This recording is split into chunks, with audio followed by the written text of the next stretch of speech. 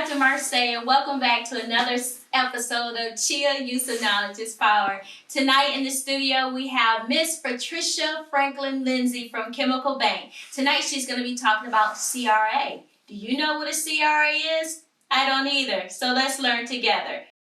Are you over the age of 25 and you haven't graduated from high school? Are you over the age of 30 and you're having problems with basic reading and math calculations? And you need to return to school but you're afraid of the traditional classroom setting? Are you over the age of 50 and you're having problems finding a job because you don't know how to use a computer? Well, don't worry, CHEA Adult Skills Center is here for you.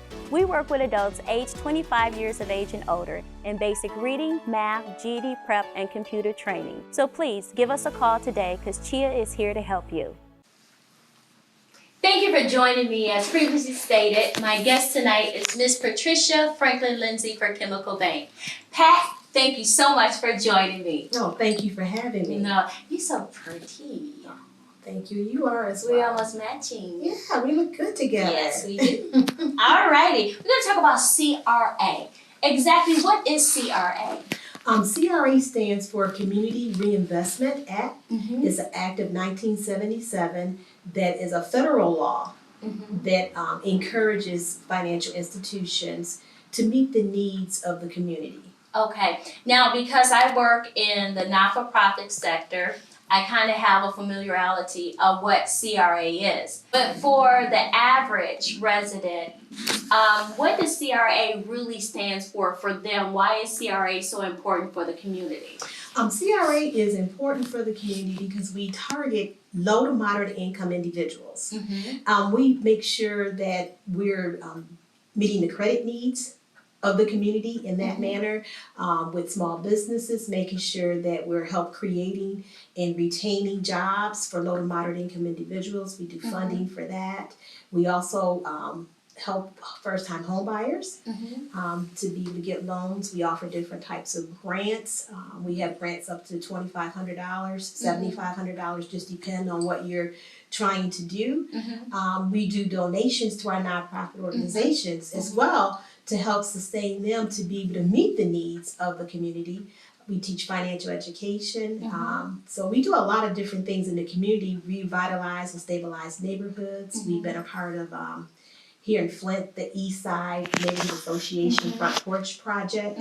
So we do a lot of things that's going to restore community and bring back individuals and empower them. Okay, so we're going to unpack all that wonderful information you just presented. So as just a citizen of the city of Flint, do I just go to Chemical Bank and ask about CRA? How do I get into all this goodness that you just presented to me? Okay, so basically when it comes down to CRA and how you can connect yourself to that, basically it's working with your nonprofit organization.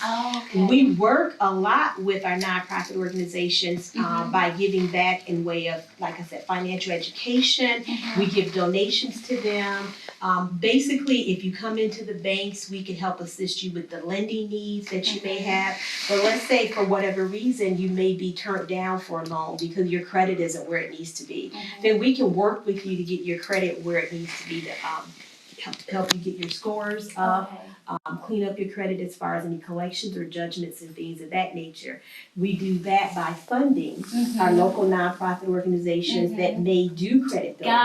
Got it. Okay, so do you know a couple of your not-for-profits that residents can go to in order to receive some assistance? Yes, with Chemical Bank, we work with Metro Community Development.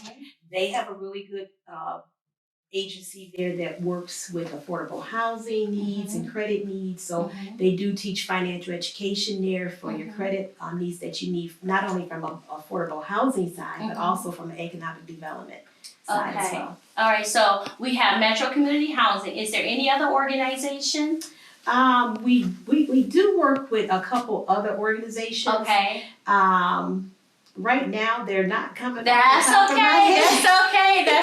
Trust me, I understand. Alrighty. About community, Metro Community Housing, you do a lot with them, and it's an annual type of event, and it has something to do about being able to renovate your house. Can you explain a little bit about what that is? Yes. Basically, in January of each year, the last Saturday in January, we do Show Me the Money Day. Show me the money, okay. And Show Me the Money Day is a great resource. Mhm. We have a lot of different information there. It talks to you about how you can obtain different grants to do home ownership, Mhm. how you can get grants to do home repairs that might be needed, Mhm. accessible modifications if you need ramps or to rebuild, add a room onto your home, and just a lot of different things you can do with those Okay. dollars. So, Okay. Is there an income requirement for a resident to participate in these type of? yes. Okay. These services are offered for individuals that are considered to be low to moderate income. Do they have to own the property though? They do need to own the property outright if Okay. they're looking to do the home repair Okay. portion of it. But landlords cannot participate. No, unfortunately, Okay. landlords cannot participate in the grant programs. Okay. But they definitely can participate in the PIP loans, which is a low interest rate loan that we offer for landlords, so they can participate that way. Okay, because I do know, as me being a landlord, but a lot of times we provide housing to low-income individuals. And I ran into a situation because one of the properties that I own is for a veteran. Yes. And he's a low-income veteran, and there's some work that we need to have done, some siding put on the house. But he has to own the house in order for him to be able to get the work done up under being a veteran. So we have to take on that responsibility, which is our responsibility. But we thought we'll be able to participate in some programs because we do have low to moderate income individuals inside of our properties. So you do have to own the properties in order to Yes. receive the help. Okay. Now CRA, Community Reinvestment Act, alrighty. Are there different components of the CRA? Yes, there's Okay. 3 different components. One is meeting the lending needs. So we do that by trying to meet the credit needs of the community. Okay. Okay. The second one is investments, which is our donations and our grants that we do. We do school bonds and different things like that that's going to help assist low to moderate income individuals. Explain school bonds. Okay, basically what that is say for example, there may be a need for an inner city school that receives free and reduced lunch programs. And we call them Title I schools. Yes. Okay. Uh-huh. And so, let's say they need to have a wing added onto their school. Okay. And they go and they vote and they get a yes for a bond. And so then we can help them to be able to turn those tax credits into dollars. Really? Is this the same for charter schools as well? It could work for charter schools if they're free and reduced lunch programs. Uh-huh. They do have to go after their own tax credit portion of it. Got it. So we do, just recently here in Flint, we did a project with Communities First. And we just did the groundbreaking on Berkeley's Place. Okay. And basically with that, we assisted with the tax credits that they got from the state. Got it. So we helped with in doing the syndication of that. Okay. Alrighty. So and then what's the third portion? And then the third portion is community service. Community service. So community service is basically us going back out in the community, giving our time and service. We offer financial literacy classes. We do those with different nonprofit organizations, in churches. We work with different municipalities. Just getting information out and letting people know what is available for them. Churches now are starting to get on the, I won't say the bandwagon because that's the wrong word to say, but they're starting to provide programs and services to help their parishioners. Are churches able to participate in the financial literacy courses where they would have someone from Chemical Bank to come out to present those type of things? Absolutely. We do currently go into a lot of the churches and we provide, it could be a 2-week program, a 1-day program. We have some that want to do all 5 weeks where we go in and present, and we start with baby steps with the budgeting, teaching them how to budget, the importance of credit, exactly what to look for in an institution, and we go all the way up to being able to do estate planning and retirement planning. Estate planning. Now, I'm a Robert Kiyosaki girl. Most people say, well, who in the world is Robert Kiyosaki? Well, he's a millionaire, probably a billionaire, but he talks about the importance of financial education. And he talks about some of the reasons why it wasn't presented in the school system. But as an adult, there is no reason for you not to be able to know this information. So to be able to go into not just the traditional not-for-profits, but to be able to go into churches, to be able to go into senior citizen organizations, just anywhere in order to receive this free information, we now know that CRA up under Chemical Bank is available. So organizations, if you know that you have parishioners, if you know that you have community residents who do not know this information, these classes are free, correct? Correct. They can be offered free to your individuals just by calling Chemical Bank.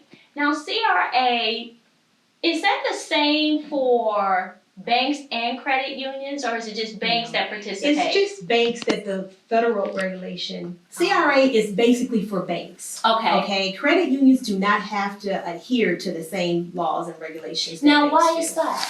It has a lot to do with the depository balances that we have. Why was it created? Back many years ago, we had a problem in our society with redlining. And so there were a lot of areas in which banks would not lend to. Can you explain to us what is redlining? Redlining is basically just what it says. If you pull out a map and you draw a red line around an area or geographical area that you're not going to service. Okay. So it's excluding a certain population of the community. So that was a problem at one point in time. We weren't able to live where we wanted to live and, be able to borrow. At one point in time, if you were a woman, you would be asked stupid questions like, are you planning on being a mother soon? And that could hinder whether or not you were going to get a credit approved or not. So it kind of took away a lot of those stigmas so that you don't have those issues and concerns going forward. Okay. So that I didn't know. So that's more of a way. Now, is this was this up under a certain president? They gave us the CRA? I'm sure it was, but I can't tell you who was the president back in 1977. Alrighty. That's really good to know for the simple reason is discrimination was identified. Yes.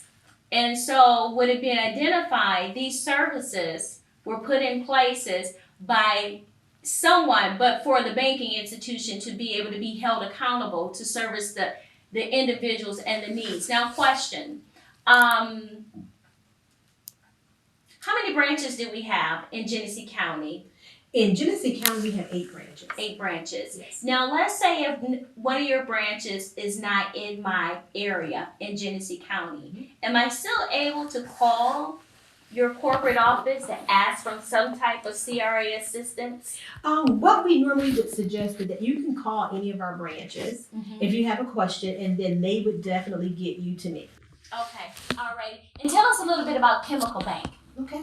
Chemical Bank is definitely a community bank. We have community leaders in all of our markets that can make decisions. We basically saturate the market when it comes to doing community service. We're everywhere. I mean, not only because it's our job, but because it's just the right thing to do. And basically when it comes down to lending, a lot of individuals hear that we're doing lending, but the lending is still going to be done in a manner that is safe and sound. Our job primarily is to help make it more accessible, okay? And we do that because there's 2 things that stand in people's way if they want to become homeowners, we found. That's credit and income, okay? So what we do is we help them to be able to meet those needs. We can sit down with them, work with them one-on-one with credit, or refer them to these different counseling agencies that can help hold their hands if they need more work. We have down payment and closing cost assistance that we can help put dollars in. We have one program that will put up to $2,500. We work with Mishta, who will put up $7,500. So there's, those barriers are out of the way now. We have credit builder programs that we can help assist you while we're cleaning up your credit, and you need to be boosting your credit at the same time. So we have credit builder programs that we can put you in that can help boost your credit and move that up as well. Okay. Now, the name of the show is CHEA, Use of Knowledge is Power, and the purpose of the show is to provide knowledge to our viewers. So, if you don't mind, I want to talk about some of the good programs. You got a lot of them, but some more good programs that will make an individual decide to call Chemical Bank because they need these services. So we know about the Show Me the Money and the different types of services that are provided up under that. But you said something about the front porch. What is that about? Basically what we did is we funded the Front Porch project. The purpose of it was to be able to bring back a sense of community to the East Side residents. So we worked with the neighborhood association and we also worked with the engagement hub. Okay. And what we were able to do is to go in, we found that when you live in older communities, things like your front porch, unfortunately, sometimes those things you let go because you have more important things that you need to repair and fix. And to restore a sense of neighborhood and community back, what we did was we gave them donation dollars to be able to go in and repair homes. And I think they were able to do, I'm going to say about 14 homes, and it may have been more than that, but that's what's sticking in my head right now. But they were able to go in and repair homes, either replace homes or replace them or repair them, so that people can come back and live on their front porch versus living in their backyard. In the backyard. Okay, now that was for in the city of Flint. Yeah. Now, what about in Genesee County? Is there any services that's being provided in Genesee County? We're always looking for different opportunities. This was just one of those opportunities where I saw there was a void.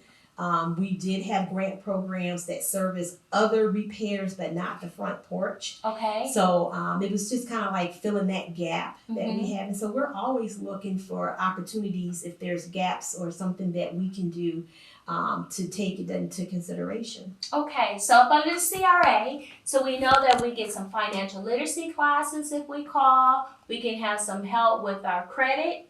We can also get help with certain loans. But let me go about housing, because if I'm not mistaken, I'm not sure if it's up under the Show Me the Money, but it's something, because I'm going to try to put this together. Forgive me. I'm going to try to put this together. Is there a program that you have that would help with rehabbing your house?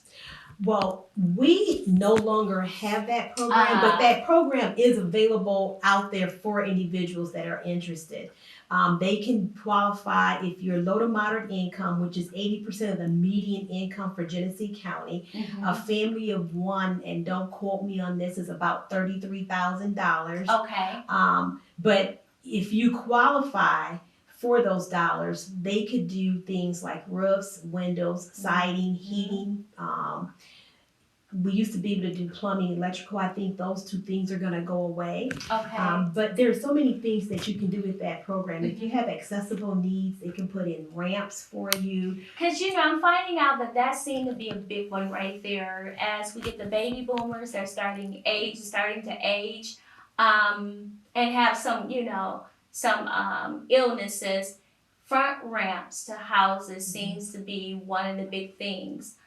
So if there is a senior who needs a ramp, is there a certain organization you can refer them to? Is there a certain loan or something? And I hate the word loan, because loan means I got to pay you back. Right. So is there a certain grant or something out there? Well, okay, they do have an AMP, Accessible Modification Grant. Okay. And if you're a homeowner, you're below at or below the 80% of the median income, there are grant dollars out there. There are institutions that are providing that. What we're finding is the need is so great, they're starting to have waiting lists. Okay, then that's what it is. So that could be an issue or problem right there that you run into.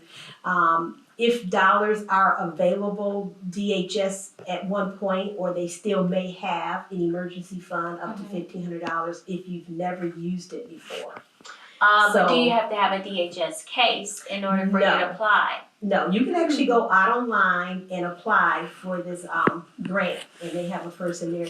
But that's if they still have dollars available. Okay, all right. Pat, I want you to hold on to your seat, because I need to talk to my viewers, because we'll be right back. Are you over the age of 25 and you haven't graduated from high school? Are you over the age of 30 and you're having problems with basic reading and math calculations, and you need to return to school but you're afraid of the traditional classroom setting? Are you over the age of 50 and you're having problems finding a job because you don't know how to use a computer? Well, don't worry, CHEA Adult Skills Center is here for you. We work with adults aged 25 years of age and older in basic reading, math, GED prep, and computer training. So please give us a call today because CHEA is here to help you. Alrighty, so you basically work with not-for-profits with your CRA program, correct? Correct. Alrighty, I know as a not-for-profit organization, we have been able to benefit from the CRA program. And one thing I've always want to be grateful to is to the organization who have helped us sustain our not-for-profit, and the organization is you, Chemical Bank. Through the CRA program, we have been able to provide financial literacy to adults over the age of 55. In addition to this, if you didn't know, we also did a youth program, and this is where I met Tim Church. Hi, Tim. But Tim worked with us to teach financial literacy to youth. In addition to that, the CRA has been able to help us with our adult literacy. And so our adult literacy, we work with adults over the age of 25 in basic reading, basic math, GED prep, and computer training. So I know from a not-for-profit standpoint, the benefits it has been to us as an organization, also to our residents, to be able to access those funds from CRA.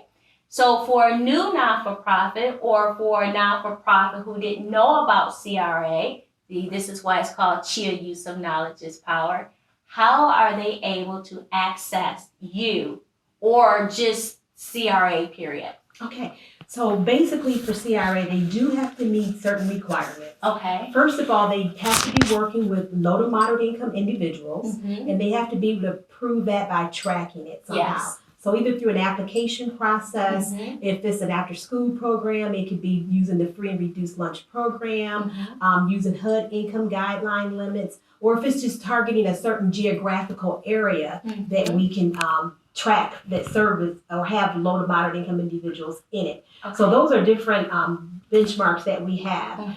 We have 4 different areas that we focus in on. Okay. One is affordable housing, economic development, rehab and stabilization of neighborhoods.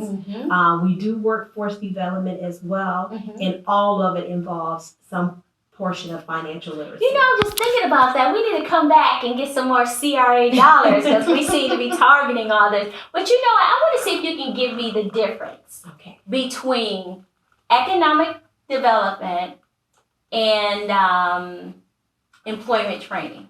Okay, so basically economic development could be working with small businesses with revenues under $1 million. Okay. Okay, so we could be helping them with doing funding, business planning, and other areas.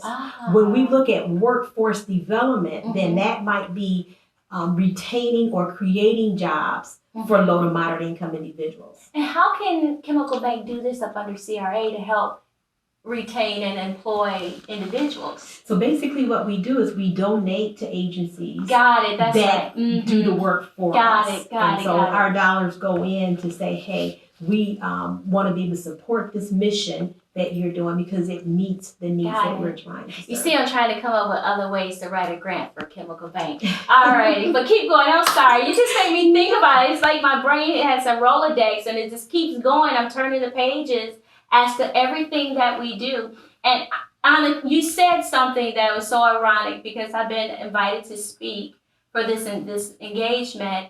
I was referred to speak, and it has to do on data data collecting. And something that you said is you have to be able to prove that individuals meet these requirements. And not-for-profits, I'm telling you, data collecting is what you need to receive any grant and to sustain your organization. So to state that these are what you need in order to be a part of CRA is the collection of data to prove that you're servicing these people are very important. What else do they need to have besides that? We also look at the organization itself. Do they have to be established for a period of time? We don't actually look at how long they've been established, but we do want to see some type of track record as to what you have done and the impact that you have made in the community. Okay, all right. So those things are important to us to say, hey, CHEA's been around for a long time. You graduated a lot of students. It's been around since 2005. was her. Awesome. And so therefore you have a history behind you. But if you were a new organization just starting up, we would first say that you would need to be able to show a year at minimum. Okay. To say, this is what my mission is. This is what I'm doing. So. Okay. Is there a financial threshold that the organization have to be at in order to apply? We don't necessarily look at that threshold. We look at the need that the community has and how they're going to service it. Okay. Well, Pat, I want to thank you so much for being on the show tonight. Viewers, we will have her contact information, so you'll be able to contact her on CRA. Thank you so very much for joining me.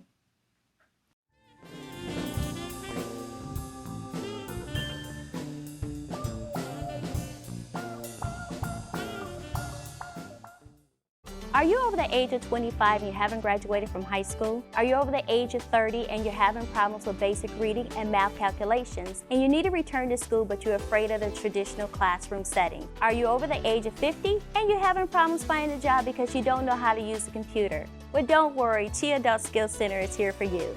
We work with adults aged 25 years of age and older in basic reading, math, GED prep, and computer training. So please give us a call today because CHEA is here to help you.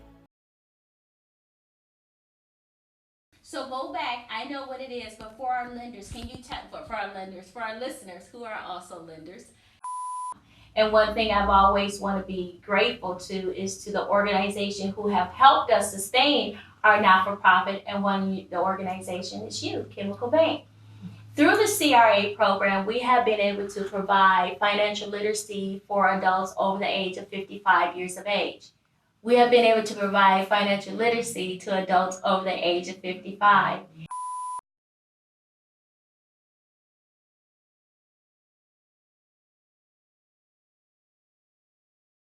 For the study that was done, was there a certain location here in the United States that experienced more suicide than any other state? Well, Georgia was the highest one during the years 2015 and 2017 that they saw a high rate of African males. Mm-hmm. And also they saw the 60% increase in the suicide rate from the year 2001 to 2017 for the males, and about 160% increase with females, the African American females. Even though statistics do show that individuals in that community, they have a higher risk of, committing suicide. A lot of time, once again, it gets back to not having support from family members.